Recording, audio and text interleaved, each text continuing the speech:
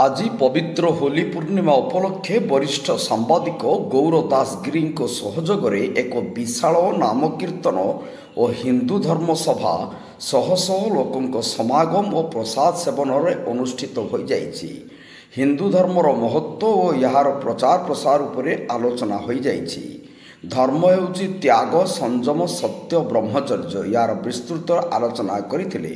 ଆହୁରି ମଧ୍ୟ ପ୍ରକୃତ ଜୀବନ କ'ଣ, ଆତ୍ମବୋଧ, ଆତ୍ମସ୍ମୃତି, ଆତ୍ମାନୁଭୂତି, ମହାପୂର୍ଣ୍ଣ କ'ଣ, ବୀରତ୍ୱ, ପୁରୁଷତ୍ୱ, ମନୁଷ୍ୟତ୍ୱ, ମହାପାପ ହେଉଛ ଦୁର୍ବଳତା, ଭୀରୁତା, କାପୁରୁଷତା, ସଂକୀର୍ଣ୍ଣତା, ସ୍ୱାର୍ଥପରତା, ମହାଶକ୍ତି ହେଉଛି ଧୈର୍ଯ୍ୟ, ସହିଷ୍ଣୁ, ମହାସମ୍ବଳ ହେଉଛି ଆତ୍ମବିଶ୍ୱାସ, ଆତ୍ମନିର୍ଭରତା, ଆତ୍ମମର୍ଯ୍ୟାଦା, ମହାଶତ୍ରୁ ହେଉଛି ଅଳସ୍ୟ, ନିଦ୍ରା ଏବଂ ଜଡ଼ତା, ପରମ ମିତ୍ର ହେଉଛି ଉଦ୍ୟମ, ଉତ୍ସାହ ଓ ଅଧ୍ୟବସାୟ। ସାମ୍ବାଦିକ ଗୌର ଦାସଗିରି ଏସବୁ ଉପରେ ଆଲୋଚନା କରି ଲୋକଙ୍କୁ ସତ୍ମାର୍ଗ, ସତ୍କର୍ମରେ ଅଗ୍ରସର ହେବା ପାଇଁ ଗୁରୁମନ୍ତ୍ର ଦେଇଥିଲେ।